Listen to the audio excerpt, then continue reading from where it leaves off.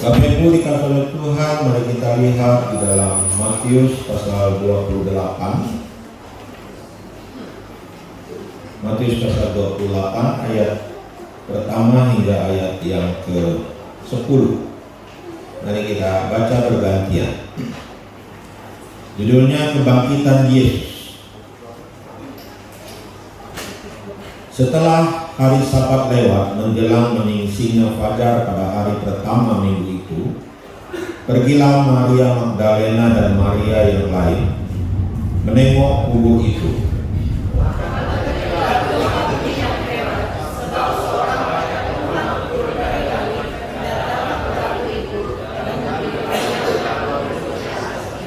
Wajahnya bagaikan kilat dan pakaiannya putih bagaikan salju.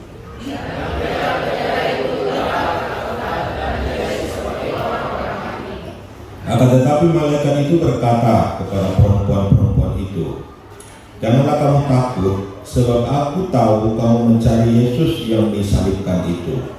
Ia tidak ada di sini, sebab Ia telah bangkit, sama seperti yang telah dikatakannya. Mari dengarlah tempat Ia berbaring." Dan segeralah pergi dan katakanlah kepada murid-muridnya bahwa Ia telah bangkit dari antara orang mati. Ia mendahului kamu ke Galilea. Di sana kamu akan melihat Dia. Sesungguhnya aku telah mengatakannya kepadamu.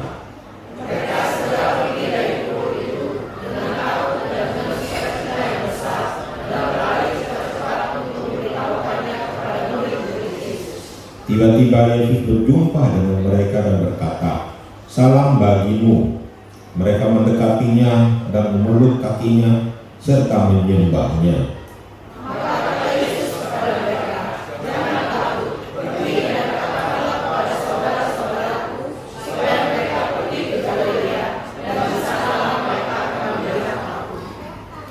Bapak Ibu dikasih oleh Tuhan, dalam kebangkitan Tuhan Yesus dari antara orang mati, kita akan melihat ada 3 fakta atau 3 kenyataan yang nggak bisa dipungkiri.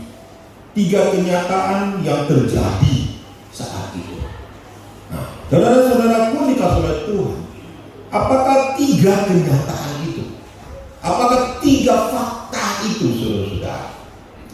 Fakta yang pertama adalah ketika terjadi kebangkitan Tuhan Yesus dari antara orang mati, menyatakan, memberitahukan, memproklamirkan, memperlihatkan akan satu kuasa yang besar yang terjadi ketika Tuhan Yesus bangkit dari antara orang mati.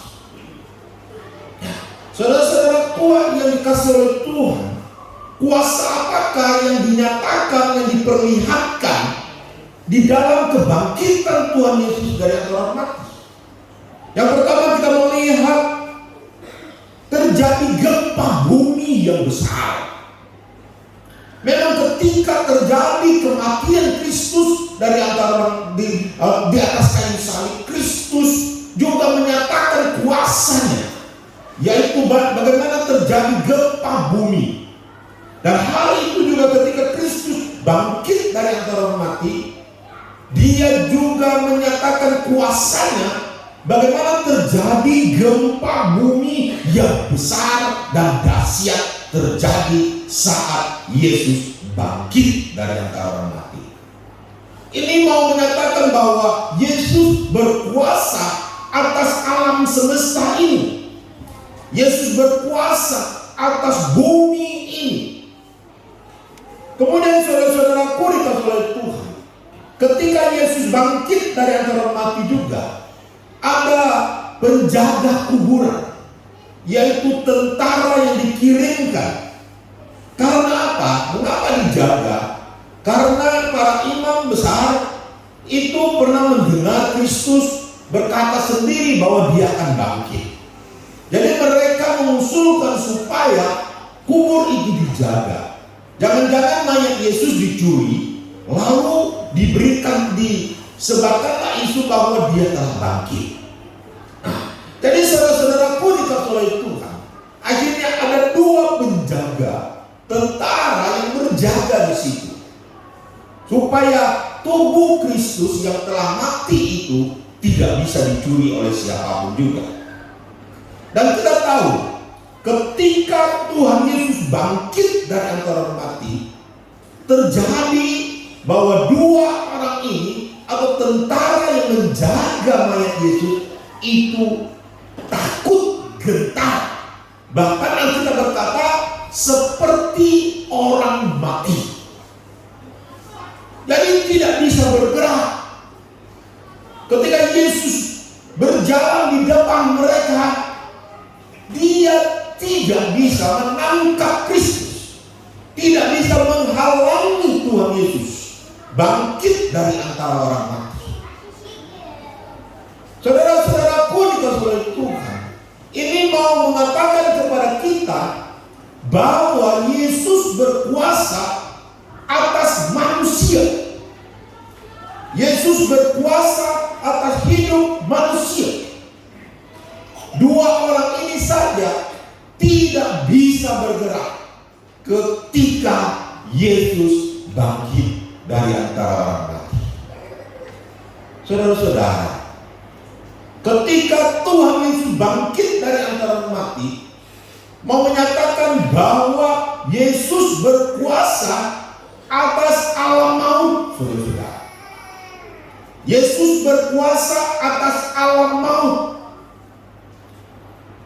Lalu Yesus berkuasa atas kematian. Yesus berkuasa atas kuasa dosa.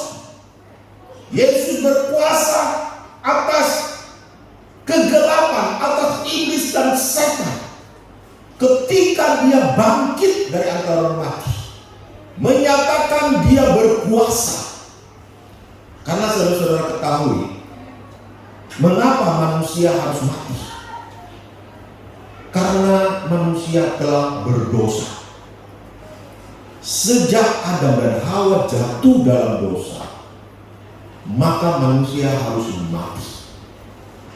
Tetapi Yesus mati, menanggung dosa, tapi dia bangkit. Ini mau menyatakan dia berkuasa atas dosa itu sendiri. Kita tahu, ketika Kristus mati, dia masuk dalam alam maut. Tapi dia berkuasa karena dia bangkit. Dia berkuasa atas alam maut itu sendiri. Dan kita tahu, alam maut itu di mana iblis dan setan. Ini juga menandakan bagaimana Kristus berkuasa atas iblis dan setan. Amin. Beri semangat dulu. Saudara-saudaraku dikasihi oleh Tuhan, ayat yang dipakai di sini sangat indah bagi saya, mungkin bagi kita semua juga. Yesus bangkit. Matius, Markus, Lukas, Yohanes mencatat dengan kata Yesus bangkit. Bukan Yesus dibangkitkan, tetapi Yesus bangkit. Ini mau menyatakan bahwa Yesus itu berkuasa. Dia bukan seperti manusia biasa yang dibangkitkan oleh kuasa lain. Tapi Yesus sendiri bangkit dari kematian. Saudara-saudaraku dikasihi oleh Tuhan, kita tahu ketika Yesus mati di atas kayu salib, ketika dia menghembuskan nafasnya yang terakhir, terjadi gempa bumi yang besar. Dan kita tahu orang-orang kudus yang sudah mati, yang mungkin puluhan tahun, yang mungkin juga ratusan tahun, dan mungkin juga ada ribuan tahun, bangkit dari antara orang mati. Dan setelah Yesus bangkit dari antara orang mati, mereka keluar dari kubur mereka, dan mereka masuk ke kota suci, yaitu Yerusalem, dan menampakkan diri kepada orang banyak. Ini adalah fakta bahwa Yesus berkuasa membangkitkan orang yang sudah mati. Bahkan orang yang sudah mungkin tubuhnya sudah habis sekalipun, tubuhnya sudah menjadi abu sekalipun, tubuhnya sudah hancur sekalipun, Yesus membangkitkannya. Ini mau menyatakan kuasa Kristus yang hebat, kuasa Kristus yang luar biasa, yang dinyatakan kepada saya dan saudara-saudara. Amin. Apakah kita percaya? Apakah kita meyakini akan kuasa Kristus dalam kehidupan kita? Apakah kita juga mengalaminya dalam kehidupan saya dan saudara-saudara? Mengalami kuasa kebangkitan Tuhan Yesus dari antara orang mati. Tadi pagi saya berkhotbah. Sebelum berkhotbah saya datang dari rumah, bangun pagi-pagi, tiba-tiba telinga saya mulai ada sesuatu berdengung-dengung di situ. Lalu seperti ada sesuatu yang nendang-nendang, duk, duk, duk, duk, duk, duk, duk, duk. Nggak tahu apa, bingung juga saya. Saya sangat tersiksa rasanya seperti itu. Saya ngomong juga dengan Simu bilang ini suruh kocek-kocek kamu katanya. Makanya dia Tuhan kasih itu supaya dia duk, duk, duk, duk. Tapi dia gurau-gurau sih, ya. Tapi ini mengganggu sekali, tidak enak dan tidak nyaman sekali. Lalu saya berdoa, Tuhan, tolonglah buat itu bunyi itu berhilanglah. Sampai saya tekan di sini, saya tengking dia dalam nama Yesus, tapi masih bunyi. Sampai ke mana saya tengking, saya masukkan lagi, tengking lagi, masih juga. Oh, saya bilang, ya pasti Tuhan nanti buat sembuhkan dia.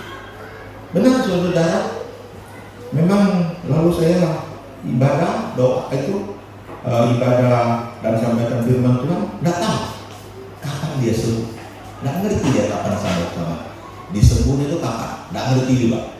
Tapi pulang dari ibadah pagi ini sudah ada bunyi lagi, sampai sekarang tidak ada bunyi lagi. Besok nanti.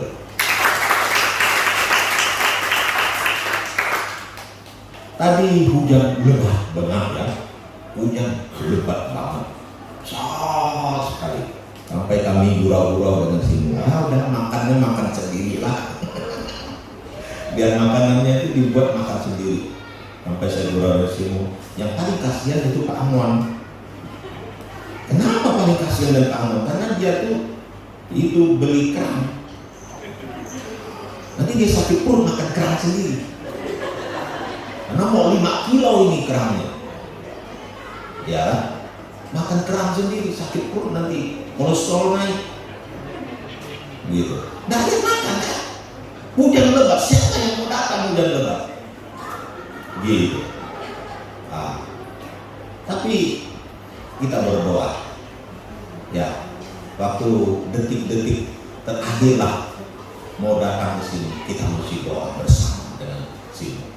Kami berdoa bersama supaya Tuhan memberi kesempatan jemaat hadir dalam ibadah dan hujan bisa berhenti, paling tidak diminimalkan hujan turunnya. Dan terbukti hari ini gereja Tuhan masih hampir penuh, saudara. Beri semangat dulu. Saudara-saudaraku dikasih oleh Tuhan, kita bukan hanya berbicara teori hari ini. Teori tentang kuasa terlalu besar, terlalu luar biasa, terlalu sudah ada dengung-dengung di telinga kita, terlalu banyak sudah kita dengar. Kita ingin merasakan, menjalaninya, menikmatinya dari hari ke hari dalam kehidupan saya dan saudara-saudara. bahwa kuasa kebangkitan Tuhan Yesus dari antara orang mati itu kita nikmati dalam kehidupan saya dan saudara-saudara. Amin. Bukan hanya berbicara teori hari-hari ini, tapi berbicara praktek dan mengalami kuasa kebangkitan Tuhan Yesus dari antara orang mati. Amin. Itu yang pertama. Kemudian yang kedua, saudara-saudara, apa yang diperlihatkan, apa yang dinyatakan, apa yang diproklamasikan ketika Tuhan Yesus bangkit dari antara orang mati. Yang kedua adalah berbicara tentang kebenaran. Berbicara tentang kebenaran. Kebenaran apa di sini? Yaitu Yesus sebagai kebenaran. Yesus jalan kebenaran dan jalan kehidupan. Ya. Yesus adalah kebenaran. Mau memberitahukan kepada kita bahwa Yesus adalah kebenaran. Mengapa kita mau kasih tahu Yesus adalah kebenaran? Sekarang kita mau percaya kepada siapa? Percaya kepada orang yang tidak benar? Percaya kepada orang pembohong? Percaya kepada seorang yang pelin-pelan? Percaya seorang yang tidak bisa menepati janjinya? Yesus adalah kebenaran. Kebangkitan dia dari antara orang mati menyatakan dia adalah benar. Dan firman-Nya adalah kebenaran. Bahwa apa yang dia katakan adalah benar. Dan tidak ada yang berbohong atau menipu dan seterusnya. Sebelum dia mati di kayu salib, dia sudah berbicara bahwa dia akan mati. Bahkan sebelum dia mati dan bangkit, juga dia sudah bicara bahwa dia akan bangkit. Bahkan harinya pun sudah dia nyatakan. Mari kita lihat Lukas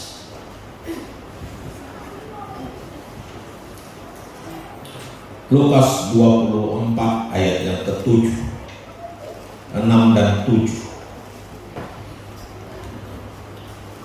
Kita baca bersama. 1, 2, 3. Ia tidak ada di sini. Ia telah bangkit. Ingatlah apa yang dikatakannya kepada kamu ketika ia masih di Galilea, yaitu bahwa Anak Manusia harus diserahkan ke tangan orang-orang berdosa dan disalibkan dan akan bangkit pada hari yang ketiga. Sebelum Yesus mati dan bangkit, dia sudah berbicara bagaimana caranya dia mati. Dia sudah berbicara dia akan disalibkan, dan dia juga sudah berbicara dia akan mati dan dikuburkan. Dan berapa lama di dalam kuburan? 3 hari. Dia sudah berbicara. Dan hari yang ketiga dia juga berbicara bahwa dia akan bangkit. Amin. Dia akan bangkit dari antara orang mati pada hari yang ketiga.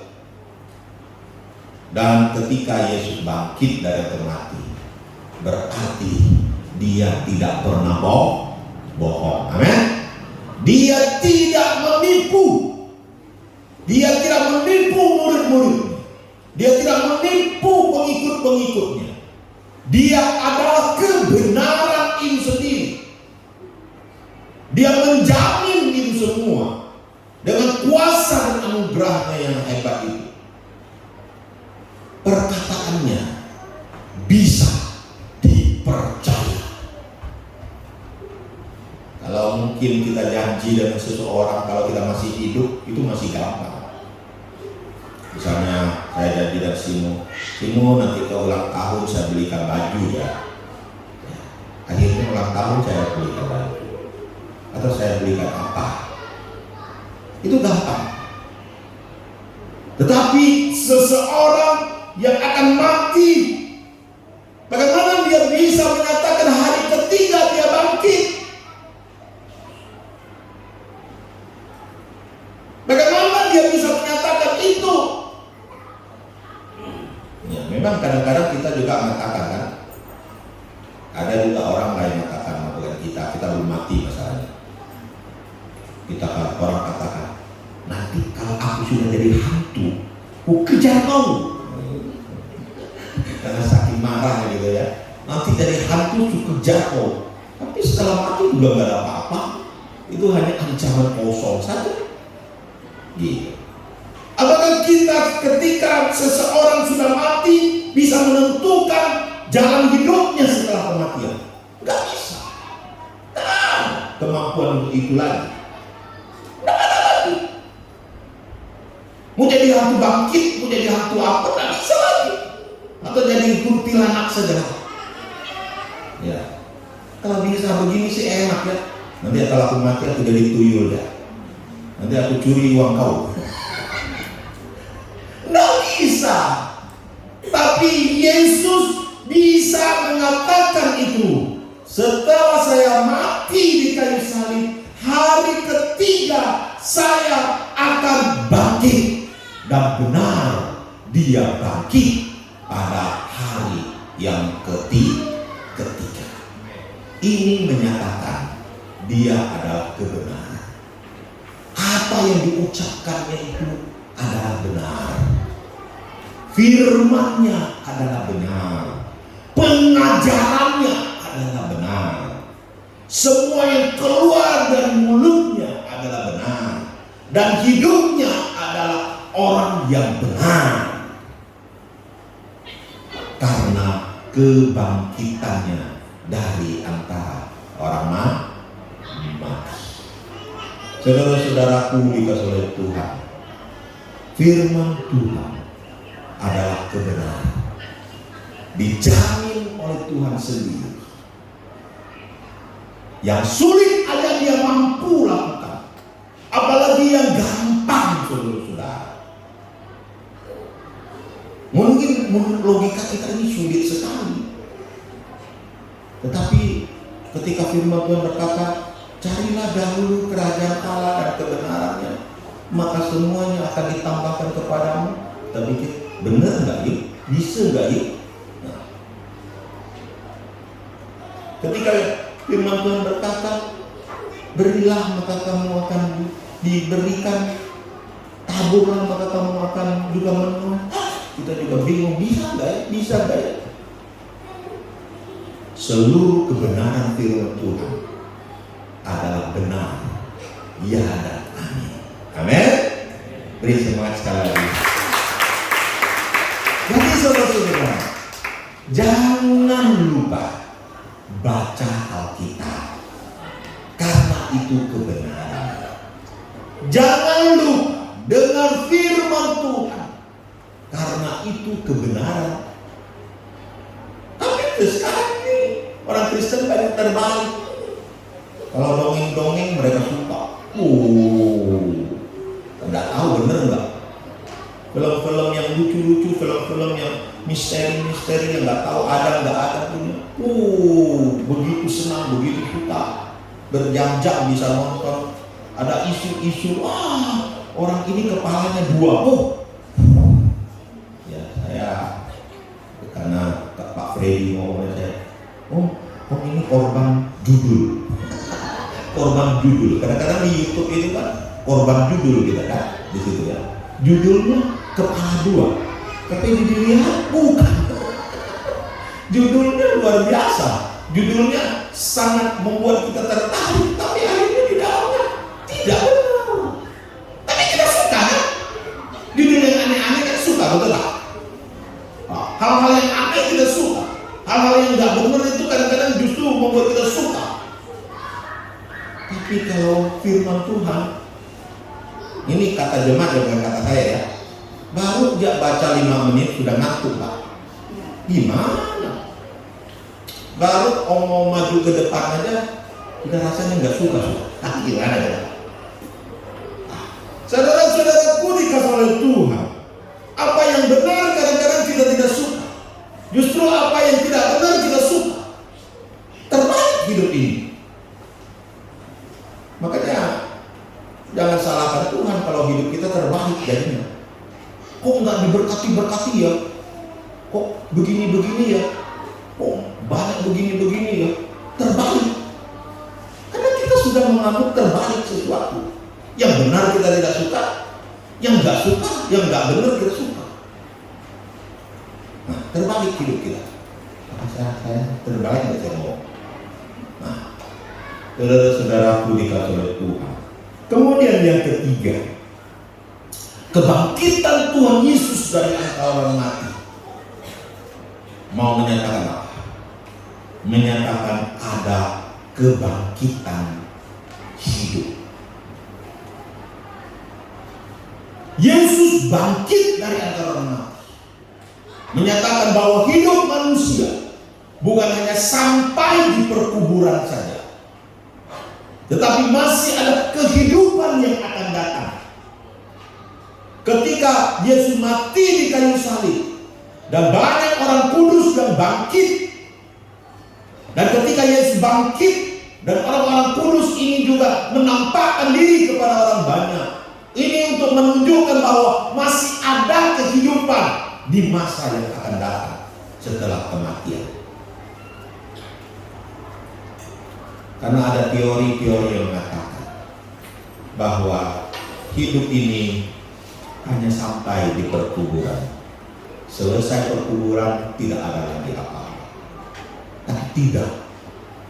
Ada orang mengatakan begini, sebenarnya hidup kita ini hanya latihan saja untuk masa yang akan datang. Ada satu masa lagi, masa kekekalan yang akan kita masuki setelah kematian. Ada kehidupan yang luar biasa setelah kematian itu sendiri. Amin. Ada kehidupan setelah kematian.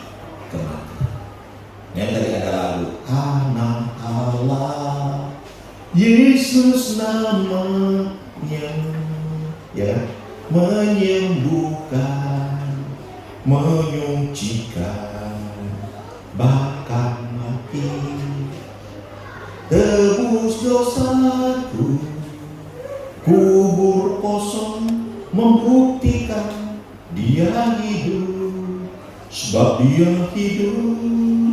Ada hari esok.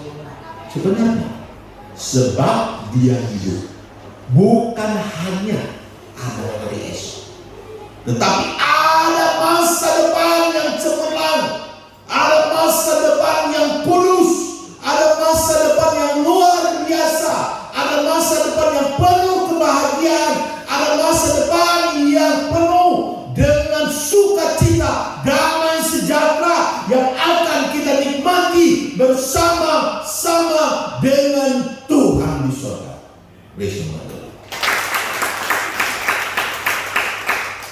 Bukan hanya ada hari esok, karena hari esok itu hanya di bumi, tetapi ada kehidupan yang tiada tahannya, yang luar biasa, yang akan kita nikmati, yang tidak pernah kita dengar, yang tidak pernah kita rasakan, yang tidak pernah kita lihat. Dikatakan Alkitab, itulah akan kita nikmati. Amin. Yesus sebagai buah sulung, dia bangkit, dan kita juga akan bangkit ketika Kristus datang kedua kali. Amin. Yesus membawa kebahagiaan. Kebangkitan Kristus menunjukkan kita memiliki masa depan yang indah dan luar biasa bagi kita. Jadi saudara-saudaraku dikasihi oleh Tuhan, hari-hari ini apa yang kita alami hari-hari ini? Tantangan pergumulan, ada